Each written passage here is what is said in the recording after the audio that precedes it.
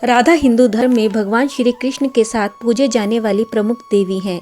उन्हें मुख्य रूप से कृष्ण की प्रेमिका और संगिनी भी माना जाता है। रासलीला उन्हीं की शक्ति और रूप का वर्णन करती है।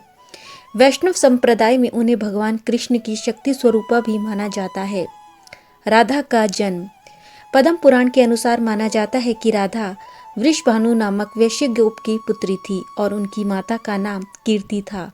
उनका जन्म बरसाना में हुआ था, जबकि ब्रह्म पुराण के अनुसार ही लक्ष्मी जी ही राधा रूप में द्वापर युग में जन्म लेकर आई थी।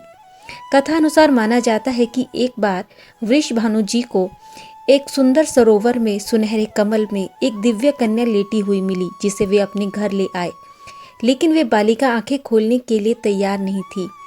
माता और पिता ने समझा कि वे देख नहीं सकती, लेकिन जब बाल रूप में श्री कृष्ण जी से उनका सामना हुआ तो उन्होंने तुरंत ही अपनी आंखें खोल दी। माना जाता है कि राधा का जन्म शुक्ल पक्ष की अष्टमी तिथि में 12 बजे सोमवार के दिन हुआ था।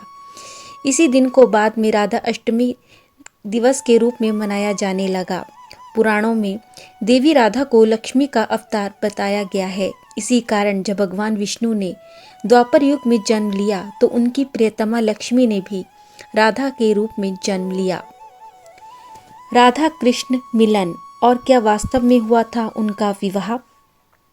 कृष्ण और राधा ने जब पहली बार एक दूसरे को देखा तो वे एक दूसरे को देखते ही मंत्रमुग्ध होकर खो से गए थे। जहां राधा और कृष्ण पहली बार मिले थे उसे संकेत तीर्थ स्थल कहा जाता है, जहां आज एक मंदिर है।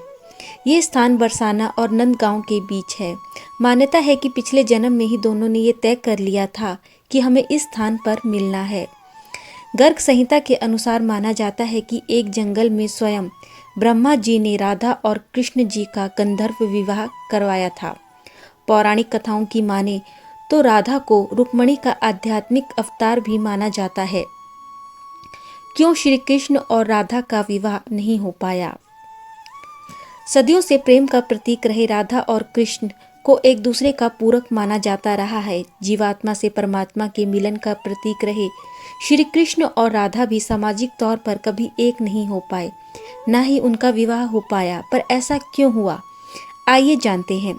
कहा जाता है कि जब श्री कृष्ण वृंदावन छोड़कर जा रहे थे तब राधा को देखकर वे उनसे मिलने आए और उन्होंने उनसे वापस लौटकर आने का वादा भी किया।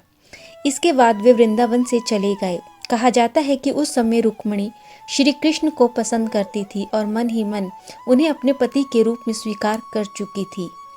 जब रुक्मणी का विवाह किसी और से तय हुआ तो उन्होंने श्री कृष्ण को ये कहकर याद किया कि यदि वे नहीं आए और उनका विवाह यदि किसी और से हुआ तो वे अपनी जान दे देंगी। तब श्री कृष्ण ने रुक्मणी के पास आकर उनसे विवाह रचा लिया। श्री कृष्ण और राधा से विवाह न होने पाने का कारण एक ये भी माना जाता है कि राधा कृष्ण से उम्र में बड़ी थी, इसीलिए यशोदा माँ नहीं चाहती थी कि उनका विवाह श्री कृष्ण से हो। इसके अतिरिक्त कहा यह भी जाता है कि राधा का विवाह यशोदा के भाई रयान गोपा के साथ तय हुआ था, जिसके कारण रिश्ते में राधा कृष्ण की होने वाली मामी लगती थी। राधा का विवाह। राधा के विवाह के विषय में कहा जाता है कि उनका विवाह रयान नामक व्यक्ति से हुआ था। कहा जाता है कि पूर्व जन्म में ये अयान नाम का एक व्यक्ति था और यह भगवान विष्णु का परम भक्त था। अपनी तपस्या से उसने भगवान विष्णु को प्रसन्न किया और वर में उसने माता लक्ष्मी से विवाह की इच्छा प्रकट की। इस वरदान को सुन भगवान विष्णु को क्रोध तो आया, मगर भक्त की इच्छा पूरी करना उनका कर्तव्य था। इसीलिए उन्होंने अयन को वचन दिया कि जब देवी लक्ष्मी का जन्म राधा के रूप में पृथ्वी पर होगा तब तुम्हारा विवाह उनके साथ होगा, पर देवी होने के कारण तुम उन्हें कभी छू नहीं पाओगे।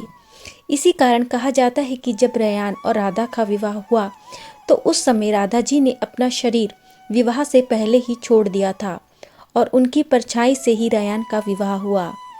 राधा अपनी छाया को स्थापित कर स्वयं अंतर्ध्यान हो गई, अर्थात रयान केवल राधा की परछाई से ही विवाह कर पाया। कहा जाता है कि राधा विवाह के बाद भी श्री कृष्ण के प्रेम में डूबी रहीं और उन्होंने अपना दाम्पत्य जीवन भली भांति और पूरी ईमानदारी से निभाया। और जब वे बूढ़ी हो गई तो उनके मन में मरने से पहले श्री कृष्ण को देखने की आस जगी। जब रुक्मिणी से मिली राधा। कहा जाता है कि रुक्मिणी से विवाह के बाद भी श्री कृष्ण सदैव राधा को याद करते रहते थे। माना जाता है कि एक बार श्री कृष्ण दूध पी रहे थे और रुक्मिणी उनके समीप खड़ी थी। ज़्यादा गर्म दूध पीते ही श्री कृष्ण के हृदय में दर्द हुआ और उनके श्रीमुख से निकला, हे राधे।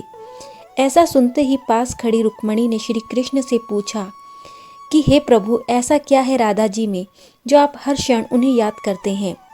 मैं भी आपसे अपार प्रेम करती हूँ, फिर आप मुझे इस तरह तो याद नहीं करते जिस तरह आप राधा को करते हैं। तब भगवान श्री कृष्ण ने उनसे कहा कि जब आप स्वयं राधा जी से मिलेंगी तो आप स्वयं जान जाएंगी कि वो क्यों मुझे हर पल याद रहती हैं। कहा जाता है कि इसके पश्चात रुक्मिणी राधा से मिलने के लिए उनके महल गई। वहां पहुंचते ही उन्हें एक सुंदर युवती दिखी। उन्होंने सोचा कि यही राधा है। पास जाने पर उन्हें पता चला कि ये तो उनकी दासी हैं।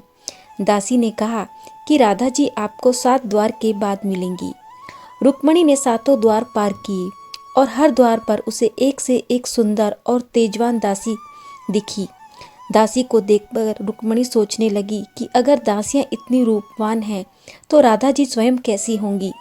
सोचते हुए रुक्मिणी उनके कक्ष में पहुंची। तभी उन्हें एक सुंदर रूपवान स्त्री दिखी। ये राधा जी ही थी जिनका मुख सूर्य के समान चमक रहा था। रुक्मिणी उन्हें देखते ही उनके चरणों में गिर पड़ी, पर सहसा रुक्मिणी ने देखा कि राधा जी के पूरे शरीर पर छाले पड़े हुए थे। रुक्मिणी ने उनसे शरीर पर पड़े छालों का कारण जानना चाहा।